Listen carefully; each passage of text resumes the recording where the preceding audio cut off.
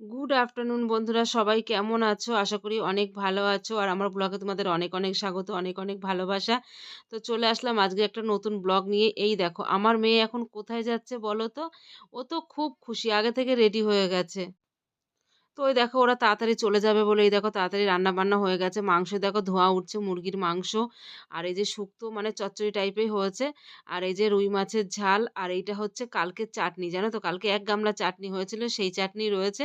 আর এই দেখো ভাতের হাঁড়ি, থালা, জল, ঘটি, বাটি নিয়ে সব রেডি। আমার মেয়ে দেখো খাওয়ার জন্য রেডি। তাড়াতাড়ি খেতে দাও, আমি যাবো। তো এই দেখো আমার মেয়ে একেবারে রেডি। মানে ওর যাওয়া যে এত মানে আগ্রহ যে যাবো, ঘুরতে যাবো। পরীক্ষা হয়ে গেছে অনেক কয়দিন হয়ে গেল।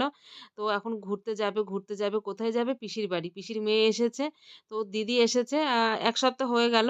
তো ওকে বলে যাচ্ছে, "তুই কবে বাড়ি যাবি, কবে বাড়ি যাবি?" কেননা ও কবে বাড়ি যাবে ও ওর সঙ্গে যাবে তার জন্য। তো এই যে ওর স্কুল ব্যাগের মধ্যে এবার ওর ২ টো ব্যাগ হয়েছে। ও বিয়েতে এসেছিল ওখানে জামাকাপড় এনেছিল অনেকগুলো। তো ওর ২ টো ব্যাগ হয়েছে যার জন্য আমি বললাম, "তোর জামাকাপড় তুই তোর ব্যাগে নে, যাতে তোর দিদিকে টানতে না হয়।" ওর স্কুল ব্যাগটায় ওর জামাকাপড়গুলো দিয়ে দিলাম, যাতে ওকে টানতে না হয়। তো ও চলে যাচ্ছে। আর সত্যি আমি মানে আমি বললে তো শুনবে না যে, "তুই গেলে" আমি আজকে সকালে বলছি, "তুই চলে যাবি, আমার মন খারাপ করবে, আমার যে ঘুম আসবে না।" বলছে, "তাহলে তুমিও চলো, আর নয়তো তুমি দিদা বাড়ি চলে যাও।" তো এই দেখো, দেখো একবার ওর মুখটার দিকে তাকিয়ে দেখো। মানে আমার মন খারাপ করছে আর ওর ওদিকে হাসতে, হাসতে যাচ্ছে। তো আমি তাড়াতাড়ি করে খাই-টাই দিয়ে সোয়েটার টুপি সব পরিয়ে দিলাম। ওর বন্ধুকে ও হাই হ্যালো করে নিয়ে যাচ্ছে এবার। তো এবার রাস্তা দিয়ে যাচ্ছে। তোকে গাড়িতে তো তুলতে পারব না যদ্দূর পারি। তো যদ্দূর পারি তদ্দূর গেলাম। ওই দেখো ওরা চলে গেল আর আমি এখানে দাঁড়িয়ে আছি। আমি আর বাজারের দিকে উঠলাম না। তো এই দেখো অনেকক্ষণ পর আবার ক্যামেরার সামনে আসলাম। আর সত্যি কথা বলতে না আমার সেলফি স্টিকটাও ভেঙে গেছে। আমি যে ভিডিও করব পুরো আমার হাতে করে ফোনটা নিয়ে ভিডিও করতে হচ্ছে। খুব কাছে থাকছে, একটু দূরে থাকলে একটু সবটা দেখানো যায় নিজেকে। তো সেলফি স্টিকটা সবকিছুই ভেঙে গেছে। ছেলে-মেয়ে মারামারি করে ওটা সেলফি স্টিকটা ভেঙে ফেলেছে। ওদিকে আমার রিং লাইটটা ভেঙে গেছে। এদিকে ফোনটাও ডিস্টার্ব করছে, সমস্ত কিছুই ডিস্টার্ব করছে। আর শীতে তো মানুষও ডিস্টার্ব হয়ে যাচ্ছে। যার জন্য এই দেখো সেই যে চা-টা খেয়েছি, খেয়ে নিয়ে সেই কম্বলের মধ্যে ঢুকেছি। ঢুকে নিয়ে ভাল লাগছে না। অন্যদিন মেয়েটা থাকে, মেয়েটার সঙ্গে একটু কথা বলি, গল্প করি, বকর করি। মানে ও একটু বদমাইশি করে, একটু বকাঝকা, গল্প এই করতে, করতে হয়ে যায়। দুজন একসঙ্গে ওকে একটু পড়তে ও একটু পড়তে বসে। মানে এই দেখাতে, দেখাতে হ্যাড্ডা-ব্যাড্ডার সময় চলে যায়।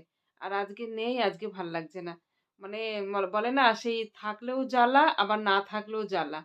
তো এই তো হয়েছে তা ও চলে গেল। চলে গিয়ে খুব খুশি ওরা পৌঁছে গিয়েছে। ফোন করলো আমাকে। তখন ৭ টাও বাজেনি।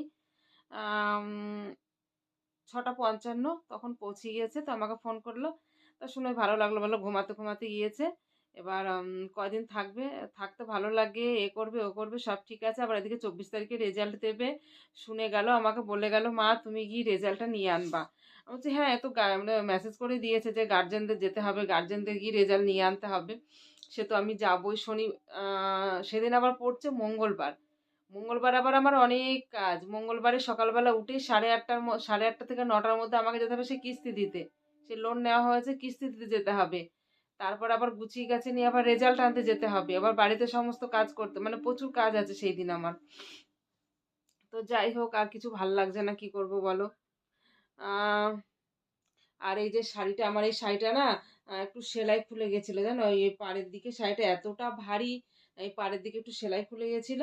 তো শাড়িটা উম মানে দিয়ে এসেছি ১ সপ্তাহ হয়ে গেল। তো আজকে সেলাই করে দিয়ে গেল। আমি ভেবেছিলাম আমার ২ টো ব্লাউজ বানানো রয়েছে। ব্লাউজ দুটো মানে এত বড় হয়েছে কি বলবো? সেই ব্লাউজ দুটো ওখানে দাঁড়িয়ে থেকে গায়ে দিয়ে ফিটিংস করে সেলাই করে নিয়ে আনতে হবে।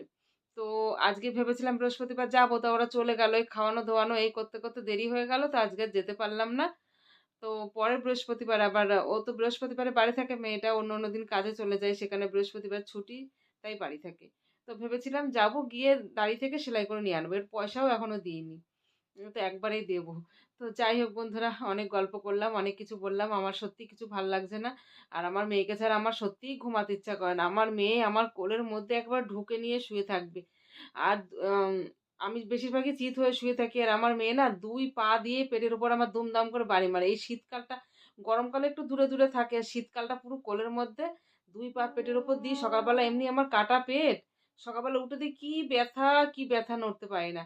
যদি বলে তুই এরকম করে পা দিবি না, আমার খুব ব্যথা হয়, হোক ব্যথা। আমি তোমার এরকম করে না দিলে আমি ঘুমাতে পারি না। তাহলে বোঝো ঠেলা।